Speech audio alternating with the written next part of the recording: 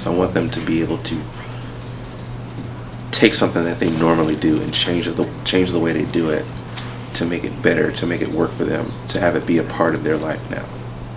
Like every time I come to these meetings, it kind of reinforces why I'm doing this, you know. It lets me know the reason that I'm doing this for myself and how it can help a whole lot of other people.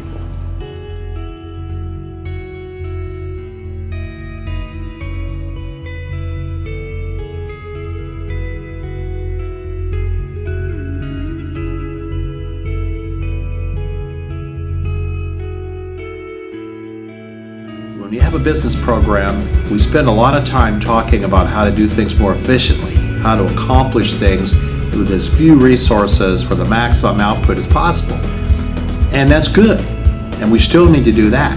And we also need to teach people how to be more innovative, how to be more creative, how to think differently, and how to come up with a whole different idea than anybody else has ever thought of. And that's the whole idea of this contest, is thinking of something different, thinking of something that's a little bit off the charts, but can be creative.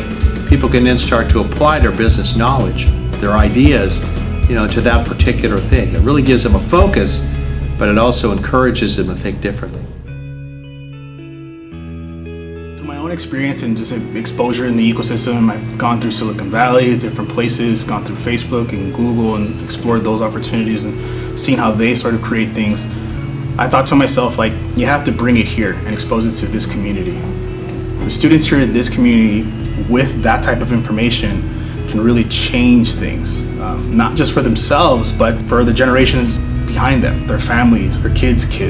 That's why I think it's important to bring this type of methodology, this type of training, this type of thinking and framework to Cal State L.A.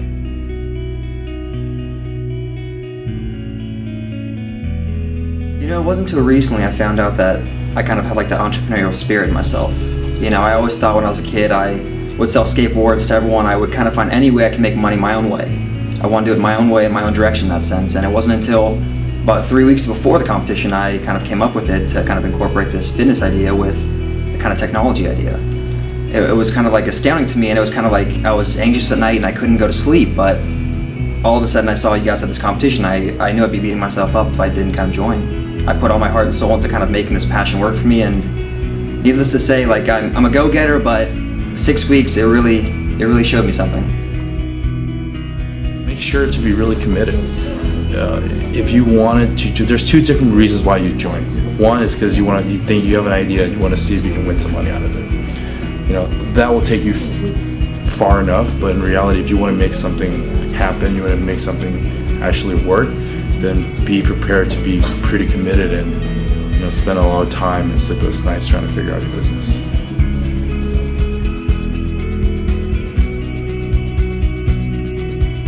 I would say in the whole process, you will learn how to delegate your time, you will learn how to have a good teamwork, you will learn how to cooperate with people, you will know how to socialize, because you will know you cannot do all the things by yourself, and you must try to have a good partner, good teamwork.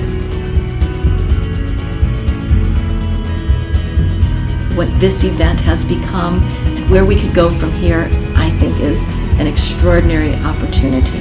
So what I really hope that students take away from this is, the confidence that they can become entrepreneurs.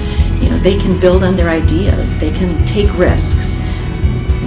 Taking risks is often very uncomfortable, but it has a big payoff. And so I hope students see that when they take that risk, win or lose, they're going to gain something for themselves that's very powerful.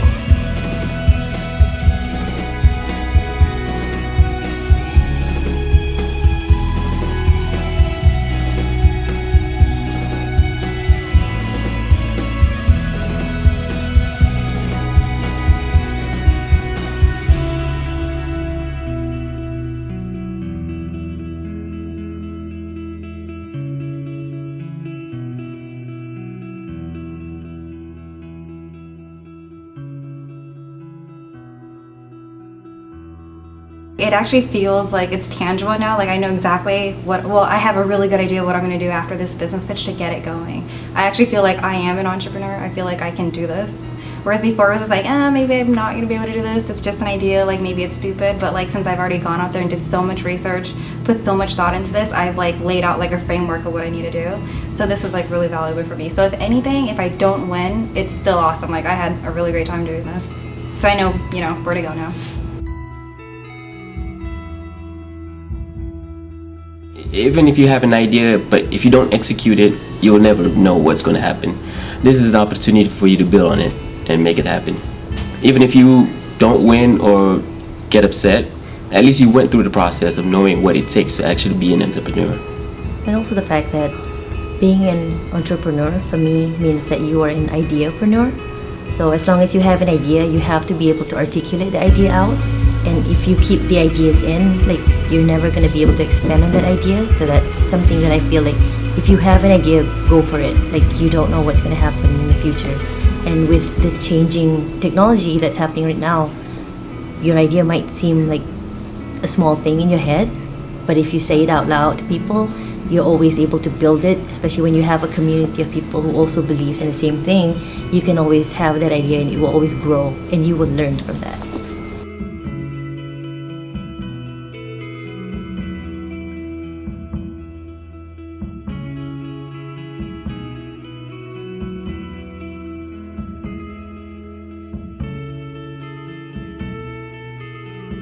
Good ideas can come from anywhere, and I think students need to see that.